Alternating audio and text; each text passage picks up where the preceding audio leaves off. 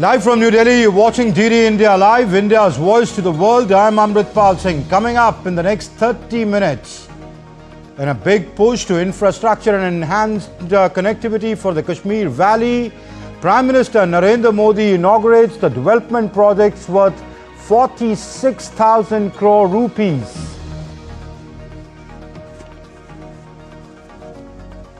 Prime Minister Modi inaugurates the world's highest railway arch bridge over Chenab River and India's first cable-stayed railway bridge and the Anji Bridge in Jammu and Kashmir.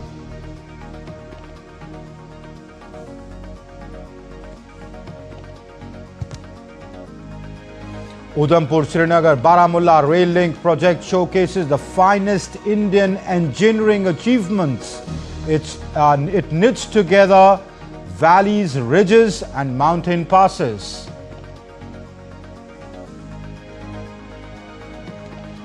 And two Vande Bharat Express trains mark the beginning of a new memorable rail journey to Kashmir. Now Srinagar to Katra only in 3 hours. RBI cuts repo rate by 50 basis points to 5.50%. Inflation outlook revised downwards from 4% now to 3.7%. Markets welcome central bank's move.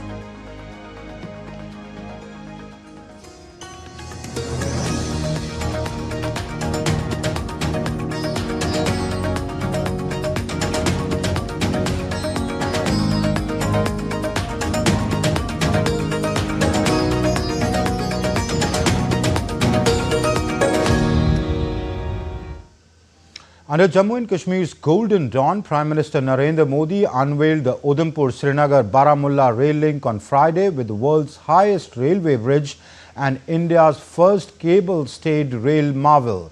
Flagging off Vande Bharat trains, he ignited a new era of connectivity. More in this report. The sun rose over the majestic hills of Jammu and Kashmir on Friday, casting a golden glow at a historic moment for India's railway journey. Prime Minister Narendra Modi dedicated the transformative Udhampur-Srinagar-Baramulla rail link to the nation in Katra.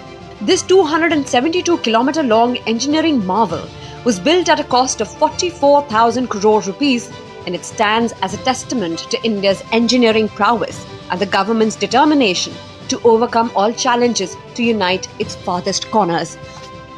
The USBRL, a fully electrified lifeline, weaves through 36 tunnels and 943 bridges, conquering the rugged Himalayan terrain with an unparalleled technological and engineering excellence. The entire project is a wonderful journey of most challenging civil engineering tasks that were performed to perfection. रास्ते में आने जाने की मुश्किलें, मौसम की परेशानी, लगातार पहाड़ों से गिरते पत्थर, ये प्रोजेक्ट पूरा करना मुश्किल था, चुनौतीपूर्ण था। लेकिन हमारी सरकार ने चुनौती को ही चुनौती देने का रास्ता चुना है। The Chenab Bridge is the world's highest railway arch bridge, soaring defiantly above the clouds, and the Anji Bridge is India's first cable-stayed rail bridge. These architectural stunners symbolize India's ability to blend innovation with resilience, connecting hearts as much as destinations. Prime Minister Narendra Modi dedicated the Chenab Bridge to the nation on Friday, a marvel of engineering which elevates India's railway legacy, connecting Jammu and Kashmir with unparalleled ambition. Along with that, the Prime Minister also inaugurated the Anji Bridge in Katra, a symbol of innovation. This architectural triumph strengthens connectivity. ये दोनों bridge सिर्फ ईंट, cement, steel और लोहे के ढांचे नहीं हैं। ये पीर पंजाल की दुर्गम पहाड़ियों पर खड़ी भारत की शक्ति का जीवंत प्रतीक है। Prime Minister Narendra Modi was warmly welcomed at the Katra railway station. The Prime Minister interacted with some students there.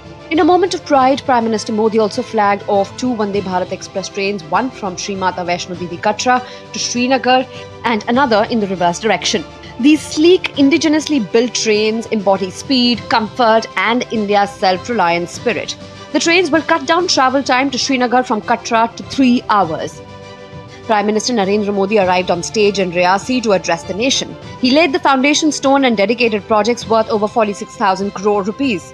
He also laid the foundation stone for 350 crore rupees Sri Mata Vaishno Devi Institute of Medical Excellence, boosting Riyasi's healthcare and connectivity, uniting India's farthest corners. साथियों, आप भली बात ही जानते हैं, मैं दशकों से जम्मू और कश्मीर आता जाता रहा। इंटीरियर इलाकों में मुझे जाने का, रहने का अवसर मिला है। मैंने इस सामर्थ्य को लगातार देखा है, महसूस किया है और इसलिए मैं पूरे समर्पण भाव के साथ जम्मू कश्मीर के विकास में जुटा हूं। From Katra's sacred soil, Prime Minister Narendra Modi's vision radiated, a connected India where no citizen is left behind. The USBRL is more than a railway project. It's a defining moment for the Kashmir Valley, set to spur economic growth, tourism and cultural exchange. Indian Railways under Modi's stewardship are no longer just tracks. They are the arteries of a new interconnected India, pulsing with ambition and unity. Regular services of Vande Bharat trains between Katra and Srinagar commence Saturday. Bureau Report, DD India.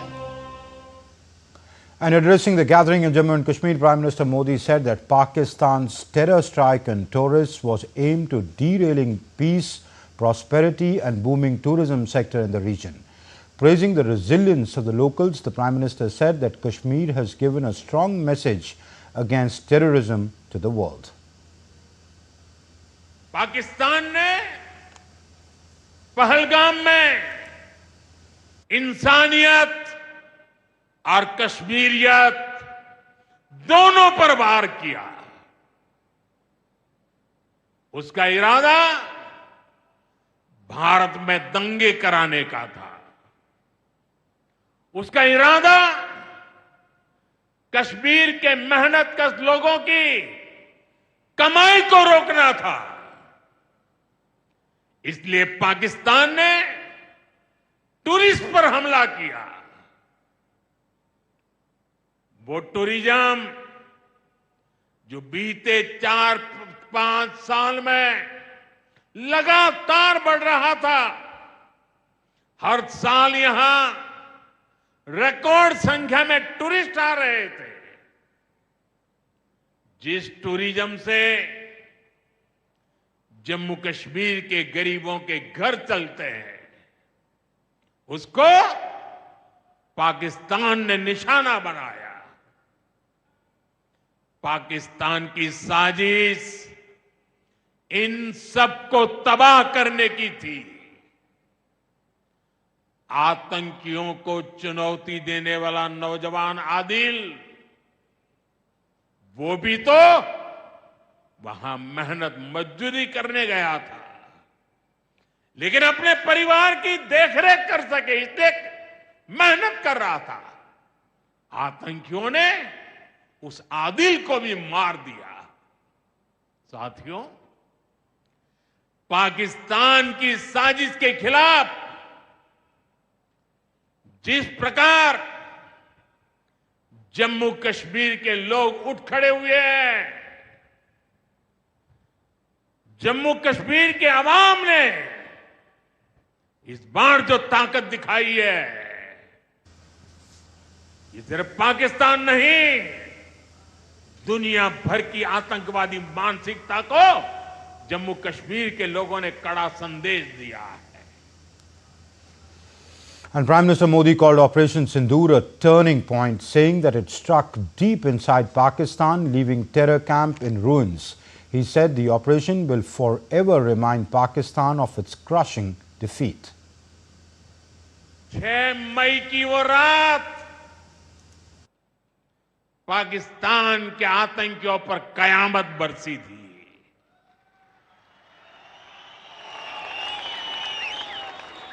अब पाकिस्तान कभी भी operation सिंदूर का नाम सुनेगा तो उसे अपनी शर्मनाक शिकस्त याद आएगी।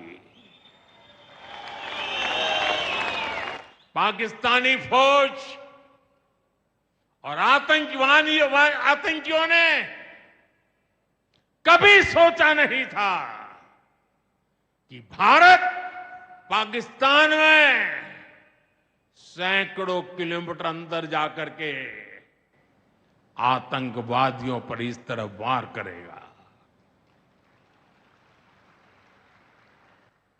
बरसों की मेहनत से उन्होंने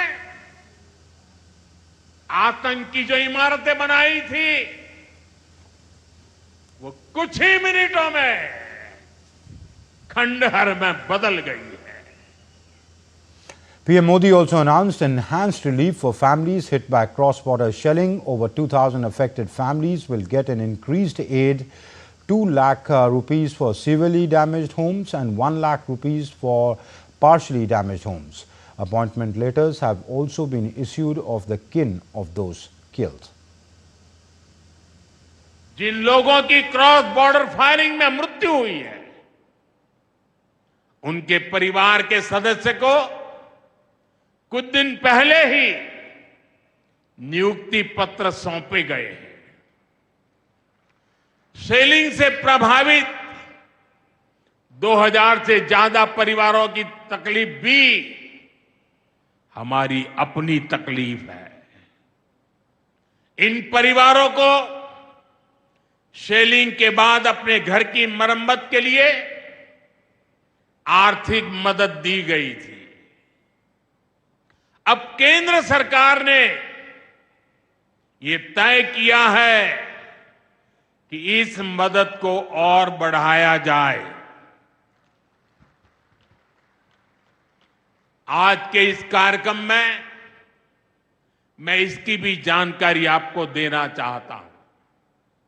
साथियों, जिन घरों में बहुत ज्यादा नुकसान हुआ है उन्हें अब 2 लाख रुपए और जो घर आंशिक रूप से क्षतिग्रस्त हुए उन्हें 1 लाख रुपए की सहायता अलग से दी जाएगी। The Reserve Bank of India on Friday announced a 50 basis points cut in the repo rate, bringing it down to 5.5%. The move is expected to make loans cheaper for both individuals and businesses, encouraging borrowing and spending. Additionally, the RBI announced cut in cash reserve ratio or CRR by 100 basis points, injecting liquidity into the banking system and supporting investments. The MPC decided to reduce, which is widely expected, the policy repo rate under the liquidity adjustment facility by 50 basis points to 5.5%. This is with immediate effect. Consequently, the standing deposit facility rate, which is the STF rate, shall stand adjusted to 5.25%. And the marginal standing facility MSF rate and the bank rate shall stand adjusted to 5.75%.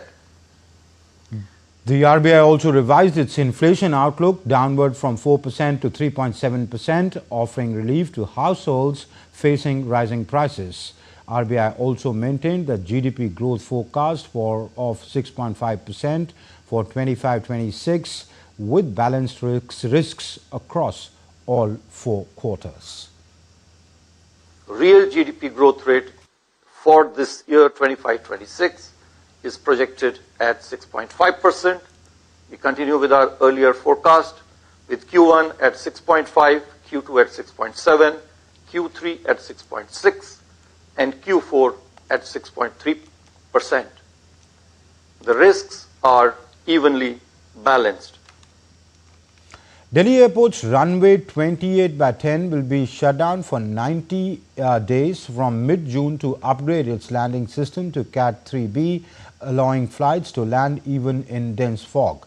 The move aims to cut winter delays and cancellations.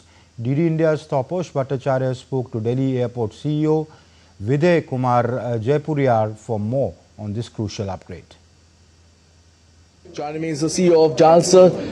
Now there is a plan to change the whole system. You guys are shutting the runway 2810 from 15th of June. Give us some more detail about that. Yeah, there was a need to actually upgrade one of the runways, that is 1028. On the 10 side, there was a need to upgrade it to category 3B because that is going to help us during our fog season. Because during fog season, especially in easterly wind, our capacity used to come down, leading to a longer delays. So for that, we are actually taking out runway 1028 for upgradation work, where not only ILS is getting upgraded, but we are also putting Cat 3B equipments over there. So that is going to improve the overall performance of airport during the fog season dramatically, and our recovery time is going to come down. So what is when we talk about Cat 3B, what kind of visibility we are looking at? What kind of what is the situation where the aircraft can land? So Cat 3B is the most severe kind of fog in which aircrafts can land depending on the capability of the aircraft and the capability of the pilot. It can land up to 50 meter of visibility, and it can take off with 125 meter visibility. So during winter, every year there are hours where we actually experience that kind of a visibility. So it is definitely going to be very helpful during that period. So it will take for another 3 months this particular things to get done with and restart, isn't it? Yes. So the runway 1028 is going to be shut between 15th of June to 15th of September. During that time, we have been able to reschedule most of the flights. How many flights will be cancelled, sir? So overall flight cancellations are going to be about 55 departures are going to be cancelled, which is close to about 7% of the airport capacity. Much appreciated, Dan. So that was the CEO of JALS stating that they are working with agencies to make sure that the next Cat 3B is in place. With campus and Kumar, this is Taposh Bhattacharya for DD India from Delhi. The simmering tension between US President Donald Trump and tech billionaire Elon Musk exploded into a public brawl filled with personal attacks and financial threats. Trump and Musk engaged in a public spat online, with Trump targeting Musk's companies by cutting government subsidies, and Musk responding with an unsubstantiated claim linking Trump to sealed Jeffrey Epstein files. Trump lashed out against Elon Musk, saying he was disappointed by the billionaire's public opposition to the sweeping tax cut and spending bill. But I'm very disappointed because Elon knew the inner workings of this bill better than almost anybody sitting here, better than you people. He knew everything about it. He had no problem with it. All of a sudden he had a problem, and he only developed the problem when he found out that we're going to have to cut the EV mandate, because that's billions and billions of dollars, and it really is unfair. And in response, Musk published a string of posts denying Trump's statement that he knew the inner workings of the agenda bill, and claimed that without him, Trump would have lost the election. The public feud comes after Musk last week officially left his government post, where he was tasked with rooting out excessive spending through the Dodge Department. A federal judge in Boston has temporarily blocked US President Donald Trump's controversial move to bar foreign students from entering Harvard University, marking another flashpoint in an intensifying clash between White House and one of America's most prestigious academic institutions. Here's a report by DD India's Harshita Oberoi. U.S. District Judge Alison Burroughs on Thursday issued a temporary restraining order against Trump's directive, which sought to suspend the entry of international students enrolled at Harvard for 6 months. The court ruled the policy could cause immediate and irreparable harm and halted its enforcement pending further litigation. The move followed a presidential proclamation that cited national security concerns and alleged foreign influence as reasons for barring entry. It also directed the State Department to revoke student and exchange visas, accusing Harvard of ties to adversarial nations, a rise in campus crime, and inadequate student vetting. Trump, however, later softened his tone. No, we want to have foreign students come. We're very honored by it, but we want to see their list. Harvard didn't want to give us the list. They're going to be giving us the list now. I think they're starting to behave, actually, if you want to know the truth. Howard challenged the directive, calling it a retaliation for resisting federal interference in its governance. The university argued that the ban would cause lasting damage to its academic community, noting that more than a quarter of its student body comes from outside the United States. The judge's ruling puts the ban on hold as the legal battle unfolds. The administration now faces another challenge in court as allegations of executive overreach take center stage. As proceedings continue, Judge Borog signaled she may issue a long term injunction to protect international students. For now, Howard holds the line in a defining battle over immigration, education, and executive authority. Harshita Oberoy's report for DD India. German Chancellor Friedrich Merz met with US President Donald Trump in Washington, D.C., and the meeting went well, according to comments by both leaders. Their agenda includes a wide variety of issues from trade conflicts and tariffs to the war in Ukraine. And comments from Merz indicated progress in transatlantic relations. For more on this, we talked to Deutsche Welle's Warda Imran, who's joining us from Berlin. Warda, let's talk about the first impressions. Merz said the meeting went very well. Is it that how it's being viewed in Germany? Thanks for having me. Yes, this visit was quite important for Friedrich Merz. And if past meetings in the Oval Office with other world leaders have been an indication, then there was always a chance for a hostile discussion or even an ambush by the US president. The German chancellor was hoping to avoid any direct confrontation or hostilities, and he succeeded largely. This is viewed as a win by many here in Berlin. Both Merz and Trump had good things to say about one another. They were both filled with smiles. And many news organizations, local and abroad, cared to point to the fact that Merz barely spoke at the public meeting and let Trump do all the talking. Now, considering that Germany-US relations were fracturing and there was a lot of negativity around, this meeting is a fresh change from that. Both leaders have indicated a willingness to talk about potential trade deals, arms deals, and more. And of course, Merz surely lobbied Trump to drop or at least reconsider the tariffs that are currently on hold. All right, Warda Imran, thank you very much for joining us and giving us that perspective. Let's now take a look at what else is making news around the world. The Sri Lankan government has reaffirmed its commitment to environmental protection as the country grapples with a growing crisis. The escalating human-elephant conflict is threatening both rural communities and the island's endangered wildlife.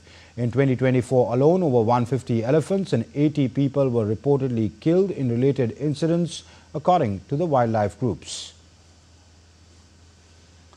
The third United Nations Ocean Conference is set to take place in Nice, the capital of Alpes Maritimes Department of the French Riviera, from June 9th to 13th.